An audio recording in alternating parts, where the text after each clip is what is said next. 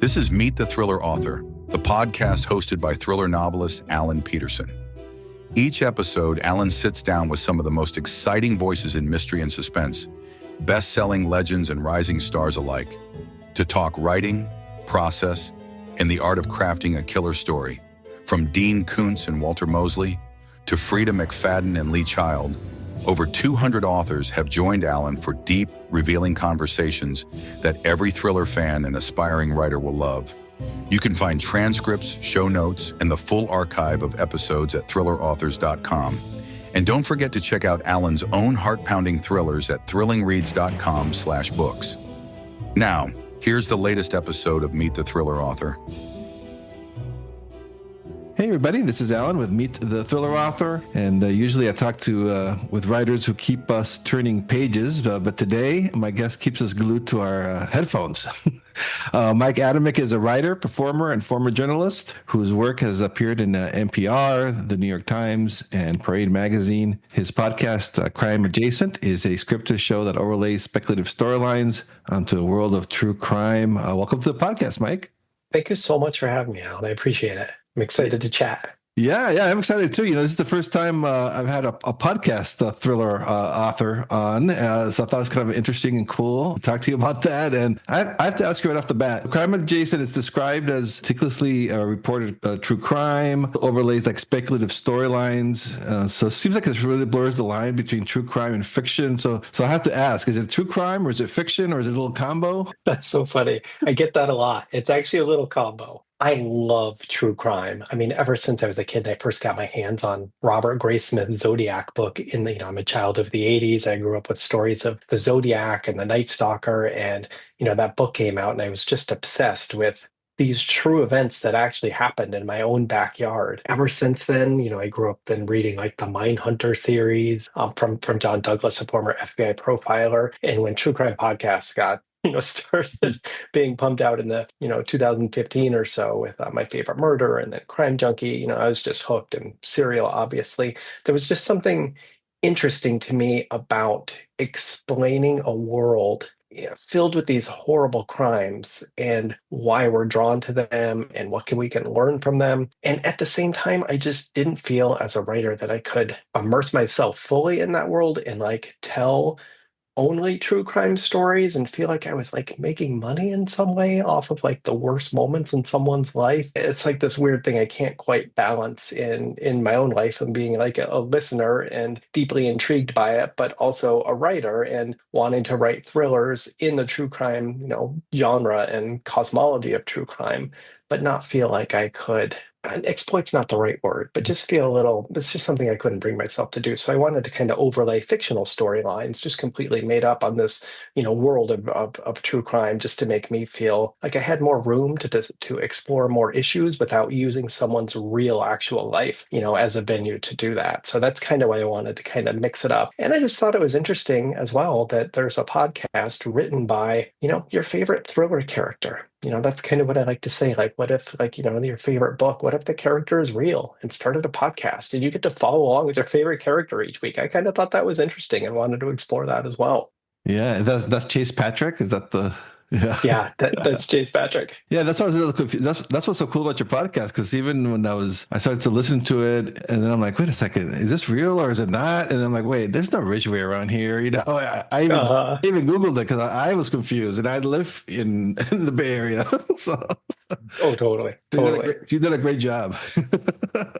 Thank you so much. That's good to hear. That's actually been a really challenging part, to be honest, of this podcast. It just came out in June, and I'm telling basically a chapter a week every Wednesday. There's a new episode, which basically takes the place of a chapter. And I do get questions every now and then, wait a minute, I haven't heard of this case. Who's the rest stop killer? What is this about? Is this real true crime or is it fiction? So I'm still somewhat learning, to be honest, about how to balance that line and keep people immersed in a story that is fictional, but does have true crime elements. And it's like kind of playing on the outskirts of that. Podcast is like in the fiction category. My website's very clear, like, these are fictional storylines overlapped onto real true crime events. But it's been interesting because I do think there are a certain number of people that for them, it's like a true crime podcast. It's just like all real. And, they don't know the Bay Area maybe as well as we do. So it's been an interesting challenge to try to like keep up the immersive, interesting, a character's alive and running a podcast with like not wanting to like pull the wool over people's eyes and make them feel like they've been duped in any way. I don't want to do that. Yeah, it's a little bit recipe of the Coen brothers, that movie Fargo, where it says based Oh, on yeah, a yeah. story, and it isn't.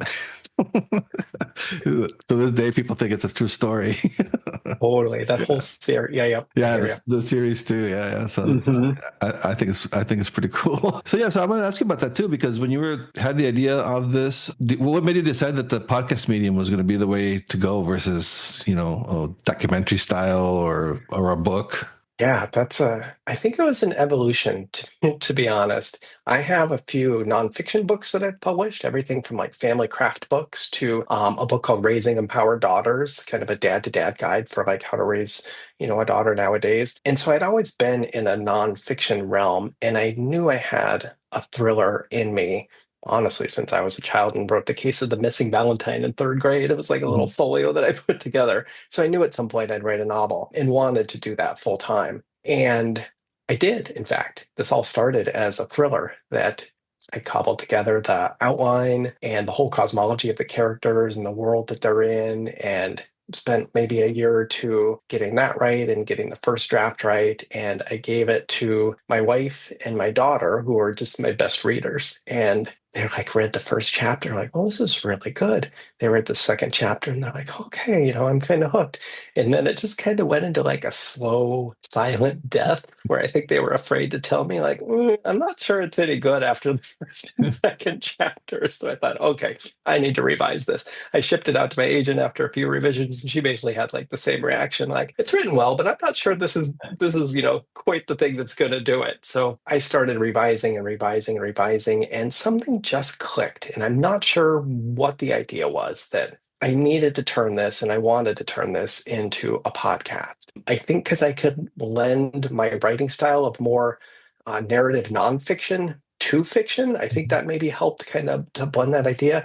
And I just love true crime podcasts. And I thought, like, if I could create a character that basically runs a podcast and you get to follow along with the case like each week, and it's basically a mystery thriller that plays out like an audiobook in podcast form, I just thought I might want to play with that. And so I started tinkering and trying to figure out how to do the technical stuff, like the microphones and the recording software and the music, and how to make it all just sound good is something I never really thought about with writing a thriller. But when it all started to come together, it just felt right with my love affair with true crime podcasts and my love affair with thriller writers. I just thought that it would be a match made in heaven, and so far I feel like it's doing okay. And I'm definitely leaving room for getting better as each new book or each new season advances.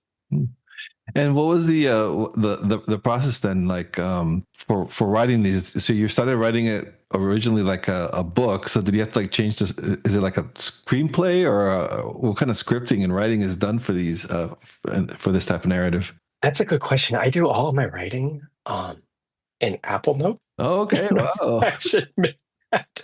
It's just I'm constantly walking around or running or doing chores around the house or doing whatever, and I just want to be able to like instantly pull up wherever I left off and like jot down quick ideas. So it's all in Apple Notes. So it's not necessarily like in script form, like you might be able to find on Final Draft or Scrivener or something like that. I basically just write a narrative out, and as I'm writing, it's an interesting process. I used to do some radio essays for NPR and KQED. And so I kind of got into the habit of being able to write for radio, which is slightly different, like where to put the he said, she said, at the beginning of a sentence instead of in the middle or at the very end, just to let people know who's talking, little kind of quirks like that. So I write that all out in kind of like one long page and then read it aloud several times before I actually start to record it, just to make sure it sounds good and I'm getting across all the where I want the heavy accents and things like that. And then I just turn on the microphone and give it a go. Wow. And do you do all the editing yourself, or do you like have someone else do that, or? I don't. I have this fabulous, fabulous crew in Brooklyn called Multitude Productions, and they Mm. run a bunch of their own podcasts. And they take my horrible hour, hour and a half, just raw reading aloud and coughing and clearing my throat and drinking water, and they turn it into something just absolutely glorious each week. And I feel like I could have spent the time getting the technical craft of podcasting done right. But I just found that that was like if I was going to do a chapter each week, that I didn't think I could keep up with like the writing and the talking and then the marketing, as well as learning the deep background for like editing in a really professional manner. I wanted to kind of send Mhm. that out to pros who knew what they were doing so I can really concentrate on the story and the characters. And oddly enough, like getting the voice right for this has been a challenge as well. So I'm grateful for them and their work on this. I think each episode when I get it back and hey Mike, is this okay? What do you think? It's like I basically have no notes. I'm like, you've done great. Like it's ready to go. It sounds wonderful. Thank you. Yeah, it's very good. It's very well done, very professional. So I was kind of wondering if you, because that would be a lot. You're performing it, you're writing it, and then like the business side of it, and then editing it. I don't think it that would be. I don't know how you do it, but you Yeah. do a fabulous job. Is that something you do actually in your podcast? Because when I listen, it's just like it's so wonderful. Each episode is like this glorious interview, and everything just sounds great from my end. So yeah, I Uh, wanted to like, keep it at that level like yours. yeah. Well, mine's easier though because it's just two of us versus a whole story and the music and yeah, that whole ambience. So mine's pretty more easy, so I can do it myself. Yeah. That sounds good. For the listeners who haven't listened to your podcast, can you tell us a little bit about it then? What's it about? Just a little bit more about Crime Adjacent. Sure. So Crime Adjacent, it basically looks exactly like a true crime podcast. It sounds exactly like a true crime podcast. You won't be able to distinguish it upon first hearing it from your favorite, episode of Going West or Crime Junkie. But the whole thing is fictional. And the first season focuses on the rest stop killer who murdered three men in a small town called Ridgewood, California, which is somewhere amorphously between Vacaville and Fairfield, which is somewhere between halfway between San Francisco and Sacramento along Interstate 80. And in the 90s, the rest stop killer was taking men from the rest stop in Vallejo that the Zodiac killer actually haunted, Hunter Hill rest stop, where the Zodiac actually had a confrontation with the CHP officer. Yes, you believe the CHP officer, I guess, who later wrote a book about this confrontation, and thinks he has a Zodiac suspect, in fact, who lives in Fairfield. So you've got all of that kind of happening, real true crimes happening in the Bay Area, like the Golden State Killer and the Zodiac, and then fit kind of seamlessly within those narratives are the stories of people in Ridgewood who were unfortunately taken by the rest stop killer who killed three men in the 90s and then just disappeared. And then in 2023, one of the fans of the Crime Adjacent podcast actually came to Chase Patrick, the host, and said, I'm pretty sure the killer is back in Ridgewood. And I think the police are covering up because I think it's this powerful family who's trying to get this huge housing development developed in a valley kind of on the outskirts of town. Something's going on there. People who are opposed to this development are dying, and the police aren't saying anything about it. The town's beginning to freak out. And the host of the podcast decides, okay, I haven't covered this story back in the 90s. Something's clearly happening in Ridgewood today. I should go back and kind of check out, what's happening. I'm a true crime podcaster, the character says, and I need to go back there and figure this all out for this listener who came to me for help. So that's kind of where the whole podcast starts with Chase Patrick, the host, is going back to Ridgewood to figure out what's going on. And right now, as we're listening in August, he just returned to Ridgewood for the first time. It's funny because I have like episode 20, 21 written right now and ready to go, but I have to remember that only episode 13 has been published. So it's like, how much do I want to give away? What's in my brain versus what's actually publicly available for the listener? So right now the story is left off. Or if you're up to date on the podcast, Chase just returns home. There's just been another murder in Ridgewood. There's been a missing woman who might be connected to this powerful family and kind of the heir to that family. And more people, I believe I've said, have been taken as well. So Chase is really just in the midst of it now, trying to figure out, is it the rest stop killer from the 90s? Is it a copycat killer? Is it something else altogether? Ridgewood is kind of losing its mind all over again as more and more people go missing. And that's kind of where it is right now.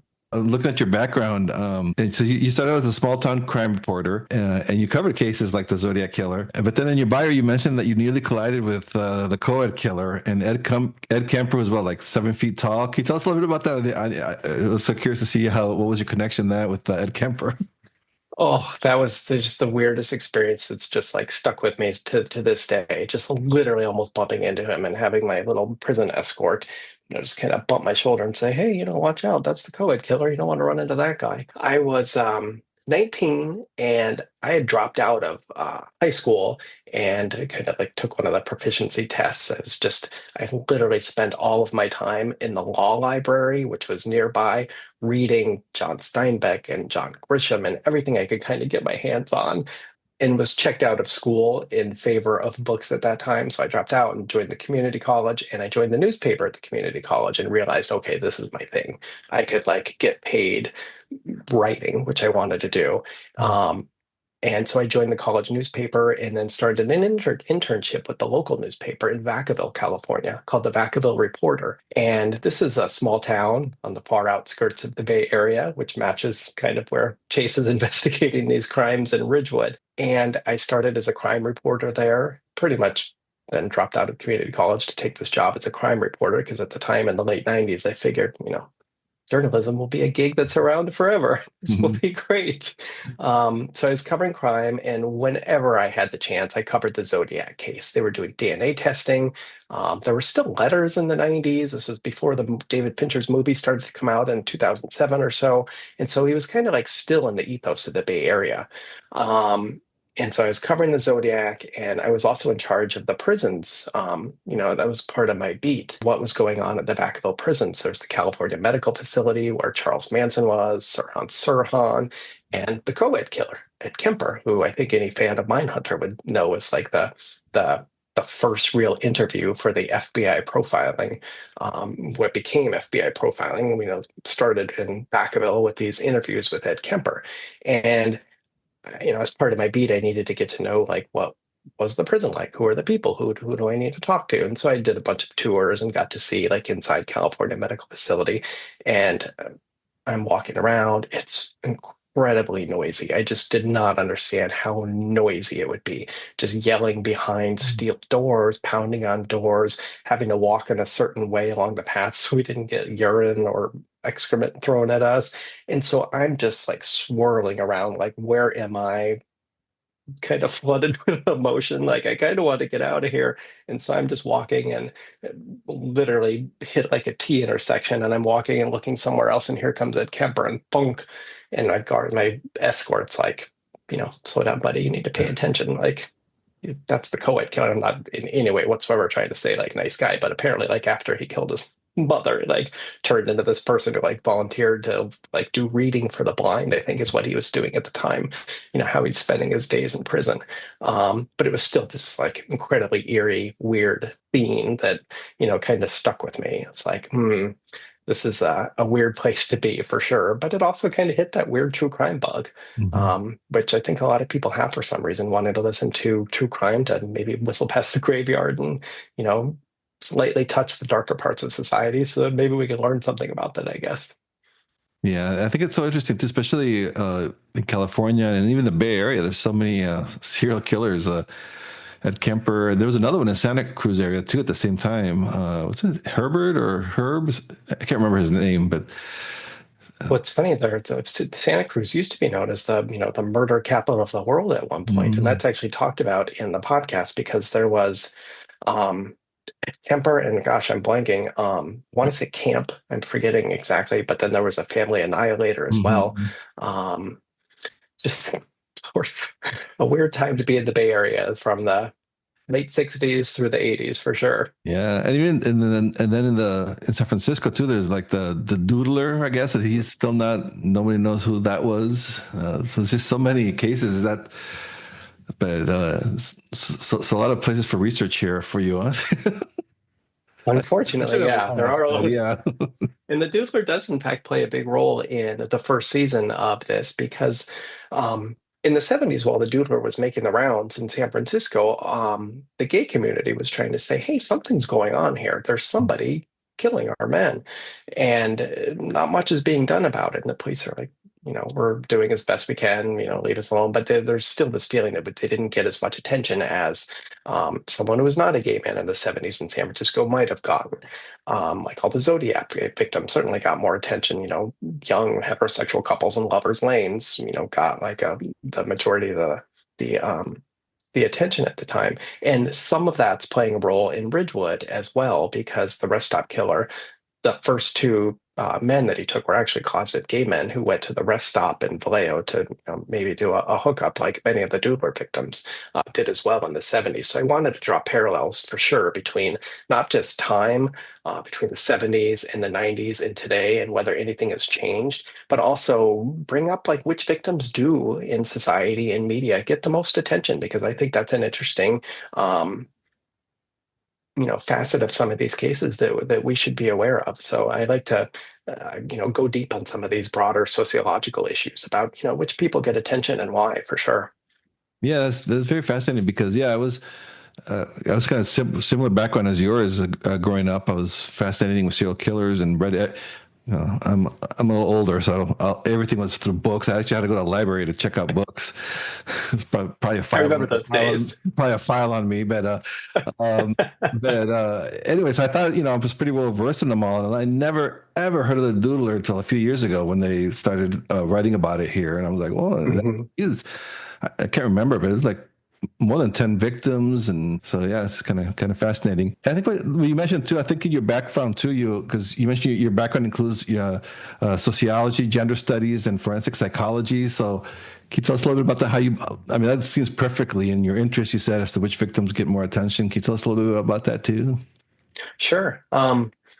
So I dropped out of school, as I said, in high school and did a little bit of community college, and then just glommed onto the local newspaper and was a crime reporter for like a long time and worked my way up to the chain of various Bay Area newspapers. And ultimately, my wife and I had a child in 2006, and we kind of quickly figured that a lawyer made a lot more than a small town newspaper reporter at the time. So I would stay home and I would be like the primary caregiver for our daughter. And so that's what I did. There's like this big resume gap, I guess, between 2006 and 2019 or so, when I was, a stay-at-home parent with my daughter. And at some point, she kind of needed me less and less, following around to make sure she doesn't fall down or trip over the slides or whatever. And needed, more of kind of like a guidance counselor in life. She was off to high school and she was off to college. And I thought this seemed like a perfect opportunity for me to kind of segue into a second act in life. And as she went off to high school, I went off to college, and was able to commute, thankfully. And miraculously, somehow, I still don't know how this happened. I got into Berkeley, which was perfect because I live in San Francisco, so I could just commute via BART or over the Bay Bridge. And I was just keenly interested in wanting to write in some way about true crime. I just kind of knew that, I was headed toward a second act that included thrillers or maybe nonfiction journalism about true crime. And so I wanted to take sociology and I wanted to take gender studies because, again, I wanted like this focus on like which stories get told and which don't, and why. So I just found that those two kind of areas wedded together kind of were the perfect way to talk about some of these broader issues. I've learned quite a bit about bodies and representation in media and media theory, and I'm just so excited that I was able to go back and now feel like I can put a lot of that to use in my writing nowadays. I try to bring up a lot of these broader issues so it doesn't read like just a true, thriller audiobook, but allows people the things that I find interesting in podcasts, kind of digging a little more in depth into not just like what happened in the crime, but why. I don't want to make it preachy, and I don't want to shy away from big issues. And I'm trying to strike a balance between those two things, like just letting people have like a really interesting story while also I like to learn one or two things from each podcast that I listen to. So I'm trying to like weave that seamlessly into the narrative as well. If I can, someone can go away like, I didn't know that about, Pierre Bourdieu, a theorist, and, which spaces we feel comfortable in and which spaces we don't feel comfortable in. If I can, allow someone to like learn just a tiny bit, something interesting in each episode, I'll be super happy. So I try to like infuse some of what I've learned into each of the stories, just because I think it's interesting. And those are the podcasts I like to listen to. Your influences then, like for authors or writers that have influenced you? It's so funny. I think one of the biggest influences I have for a thriller writer would be Karen Slaughter or Gillian Flynn. And it feels almost like torture to try to like live up to that level. But if I can get myself to that level, I feel like I'll have accomplished something. But it also feels like a Sisyphean task to be able to do that. Just the way they're able to like tell characters like so deeply and richly and get you invested in the story of like what's happening to these characters. Um, so those are some of my bigger influences in mystery and thriller and suspense type writing that have like a real character driven feel. Um, I've also really liked like John Grisham legal thrillers or Michael Connolly. I'm really into Frida McFadden now, especially after your interview. Like I'm just floored by the ease with which you can read and think, wow, this is just like flowing from like one chapter to the next. This feels like easy. But I know like to accomplish that, the craft and getting that done to make it sound easy is incredibly hard. Um, so I have a mix between like fiction writers, but then also like podcasts as well, and how podcasters tell real, actual stories. Like the Crime Junkie podcast and Ashley Flowers is just an incredible storyteller. You're just hooked from the very beginning. And you have to remember, like, these are like real cases with real people and real families behind, not just fictional stories for like our own entertainment, and which I think can be lost sometimes with the way that she's able to like weave together these stories that just sound so immersive. So she's a big influence as well.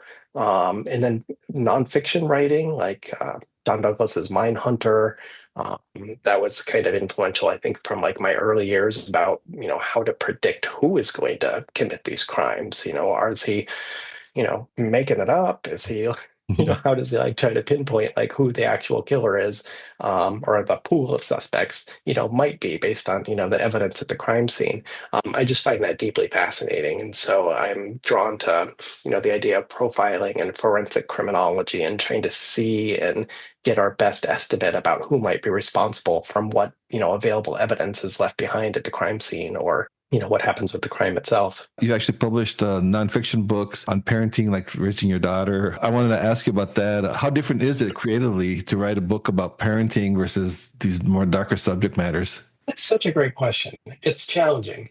And at the same time, I think my style of nonfiction was very kind of vignette focused. Along the way, I also did a lot of parenting blogging, in the big blogging craze of the early 2000s when that hit, it seemed like every parent had a blog and I was certainly part of them. And I worked for, Disney had a blog and I worked for them. I found it interesting to take like one little vignette that happened and another seemingly disconnected vignette that happened and then another, and then trying to find a through thread that like linked them all together that told like a story that kind of makes sense around all these tiny little moments in life that might seem disconnected, but actually when you add them up, they make like a narrative whole. That's kind of the nonfiction writing I did with parenting. Probably the best way I can explain it, when it came to the parenting book, is Marilyn Fry, a 1980s feminist writer, talks about the birdcage and the birdcage theory. That if you take one issue of women's oppression in society and you look at kind of like one strand of that cage and you get up really close and you examine that cage, you can like debate it and you can debate it away and it's no big deal. But then you get up to another cage and another little, strand, and you debate that issue. Is that oppression? Is that not oppression? Then you move over to the next strand. Is that oppression or is that not oppression? So all these like little things that might seem like separate events, when you step back, you see that you're debating like an entire cage of points, and the cage forms like the cage of oppression. And that's kind of what I wanted to do with the parenting book, is take a look at like one little issue and another little issue and another little issue and just ask, are they separate discrete pieces, or do they add up into something and they tell us like a slightly larger story that we as men might be able to help tackle. So that type of writing, taking like these disparate pieces and adding them up into a story, is something that I think I'm still doing, but in true crime form, as opposed to, parenting or social issues and gender issues. Okay, I wanted to about your writing process, like your writing routine. So do you treat it like a strict job? Like you have set hours, or are you more flexible? Just kind of like, what's your creative process like when you're writing these? It's a straight job, and it's funny, as a newspaper reporter, you're kind of like constantly writing. You're out Mhm. on an event, and you're talking to someone and you're taking notes, but you're also like silently kind of, okay, well, that's like the first quote, and then maybe that's the kicker quote at the very end, or gee, I need to talk to somebody else. A lot of my process is like that, which is extraordinarily unfortunate for daily life, because a lot of the time I am like lost in the clouds, just thinking like, that's interesting. I wonder how I can, work that into the narrative, which is also why I use Apple Notes, so I can just like quickly call it up on my phone and jot it down. So that's kind of taking place like 24 hours a day, and it just won't like stop in the brain. But my daily actual like sit down and write all that stuff out will be very early in the morning before anybody wakes up. I'll kind of get ready for the day, and then when people wake up and the house starts to feel like just my concentration is blown, and I just can't until the house is empty again. And so then after the house is empty again, I'll go back down to my little writing room in the basement and probably spend like 4 or 5 hours or so, um, just deeply immersed in the story and getting as much as I can out. And then I'll always stop. I don't remember who gave this advice, but it was always, stop with the beginning of the next day's work. So it's like when you feel like you've accomplished a lot and you know where it's going, just write down exactly what you're going to accomplish the next day. So that's when I know I've put in kind of a good day. I've done everything I wanted to do, and then wrote the beginning for the next day, so that I can sit down again for a few more hours the following day and do Mhm. that. Um, but then you have to add in the actual technical aspect, which I hadn't counted on, of recording and how challenging that is. Like, which room is, has less, ambient noise? Can I hear a car go by? Are there, neighbors somewhere doing construction? Like all of that kind of adds in. And I found that I have to record not just in the evening when things quiet down, but sometimes like after 9 or 10 o'clock when everything is really quiet. And then I can like go into the room and hopefully have like a solid hour to actually record what I've written that day. Yeah, yeah. The technical part is people don't realize, like, yeah, like you said, microphone and foam to like, yeah, Yes, for all that sure. stuff. Yeah. I was kind of curious too. Now, I just was thinking about this now, because like you're striking a balance here of not trying of sounding like investigative journalism, but still trying to keep it fictional and a suspenseful edge. How do you balance those two? Do you ever see yourself, oh, I'm getting way too technical here. I'm being more of a reporter than a fiction writer? That's a fabulous question. And it's a debate that just rages like each time I sit down, 100%. And each time I start to record, I think, oh, maybe I need to rework this real fast before I actually start recording. That's a big challenge. That's such a great question, because that's literally something that I've had to talk about. Like, is this an audiobook where you expect a certain form of suspense, and there's less, maybe bigger sociological issues kind of like woven into it, maybe less forensic, like detailed forensic, like you would get in a true crime podcast. um so there's just always this debate about how in depth do I need to go into like what happened at the crime scene, and what does that tell us about who the victim was and who the potential perpetrator could be. How much do I want to weave into there versus the overall suspense of like something bad happened, and how are we going to catch this person? um and to be perfectly upfront, I'm not sure I'm getting the mix right. Like, it's kind of an interesting thing that I haven't encountered in other podcasts yet, because there's straight true nonfiction journalism podcasts about actual specific cases, and then when you click on the fiction side of podcasting, a lot of the times it's very much kind of dark and very clearly science fiction, or very clearly like a mystery or a romance. Or sometimes I've even noticed they're like bringing back old timey 1930s detective radio shows and just uploading those. But you get a sense right away, this is very clearly fiction and suspense, like a really good audiobook of sci-fi or mystery. And Crime Adjacent is literally somewhere in the middle between those two things. I want it to sound like a true crime podcast, and at the same time, it's all fiction. So getting that right is something I'm working with. You're still the only one that it's very unique. I don't think I can't think of any other podcast that takes the format that you're taking. So it's pretty cool. I think you kind of a trendsetter there. Thank you so much. That actually means quite a bit because it's like one of those things where it is a risk and form. Like, will this resonate with people? Will they get it? Will they like it? Like all of those things are, still up for debate, to be honest. It is new. It started in June, and I'm midway through the first season, and the second season will start in November. And I'm taking some feedback and incorporating it, and taking some feedback and not, because it's just not how I want it to go. Um, but it is interesting, and I hope it resonates with enough people that enjoy true crime, enjoy thrillers, and just like the idea that it's like, yeah, this character that you've fallen in love with on the page jumps off the page and starts a podcast, and you get to follow along each week. There's just something about that I really enjoyed. So if every episode is like a chapter, is every season like a part in the book? Is that... Every season will be a self-contained book, essentially. Oh, okay. So it's like Yeah, a standalone within a series, kind of a correct. yeah. There'll always be Chase Patrick and his Hmm. sister Nikki Freeman. They'll always kind of be the backbone. And in the show, they've got like this really big true crime podcast, and they have lots of staff, and they're I wanted to be able to like, kind of like Jack Reacher floats around the entire country. I wanted to be able to float around the entire country, so I can like change it up for my own enjoyment and entertainment, and so that like each story can be, this one takes place in the Bay Area, the next one will be in northern Michigan, and the one after that will be in Chicago and Arizona. So I wanted to be able to like move it around and have each season basically be one book, with a through thread being the same characters, and they're kind of hunting for their own serial killer. Actually took their mother, and so they're trying to figure out through the whole narrative of the entire podcast, not just each season, but like from season to season to season, they're constantly hunting and trying to track down this person. So that'll be kind of the narrative through thread through the whole podcast. Okay, so right now you're working on the next season. Is that what you're working on now, or is that already?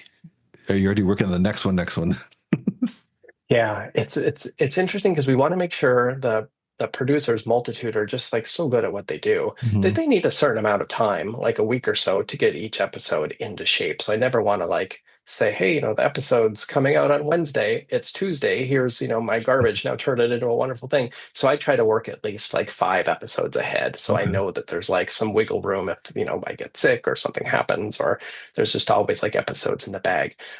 So I'm actually 7 or 8 episodes ahead, which mean I'm almost ready to begin writing season two, which is fully outlined. I actually wrote an entire book already. And so I just need to really turn that into read aloud form for podcast form.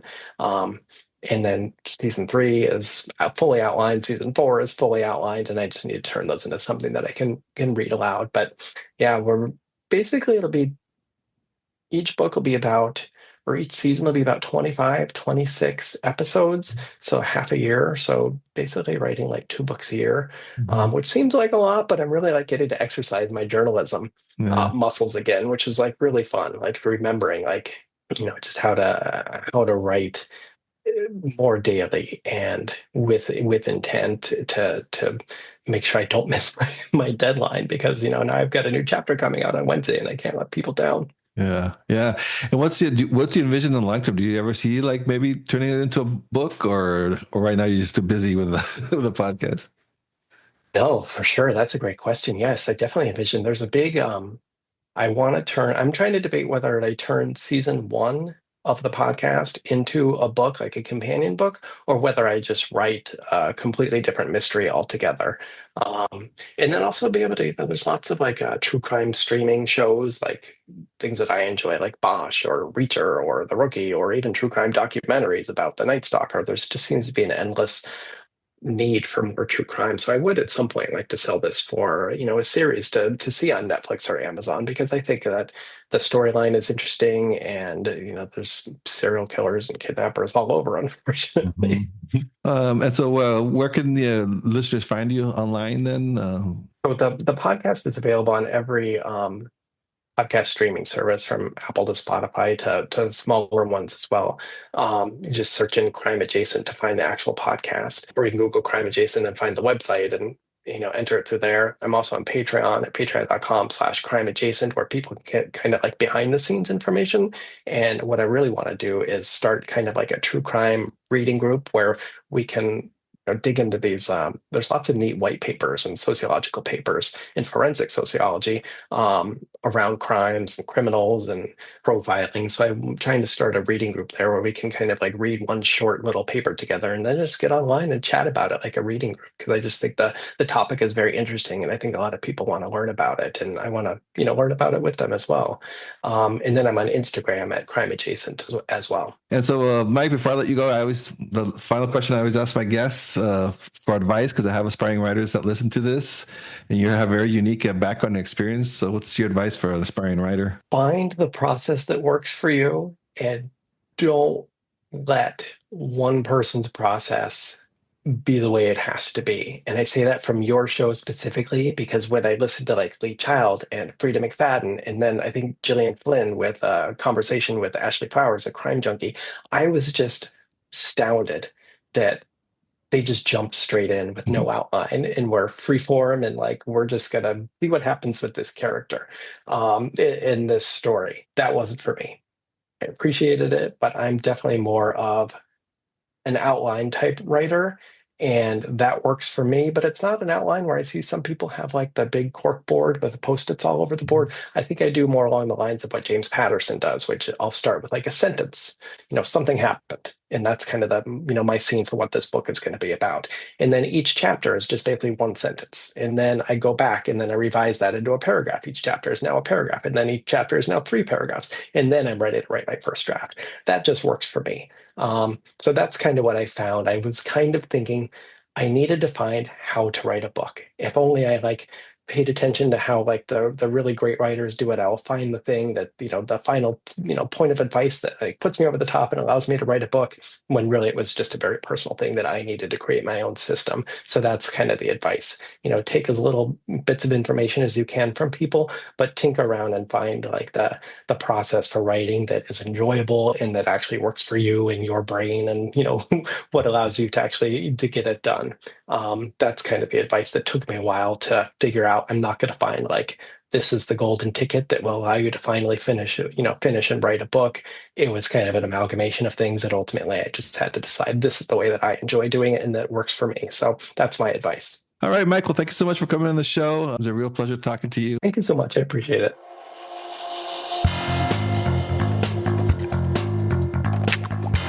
Thanks for listening to Meet the Thriller Author, hosted by Alan Peterson. If you enjoyed this episode, be sure to subscribe and leave a review on your favorite podcast platform. It helps other thriller fans discover the show. You can find all past episodes, show notes, and author interviews at thrillerauthors.com, including conversations with icons like Dean Koontz, Frida McFadden, and Lee Child. And if you're looking for your next gripping read, check out Alan's own psychological thrillers and crime fiction novels at thrillingreads.com/books. Until next time, stay safe, keep reading, and keep the thrills coming.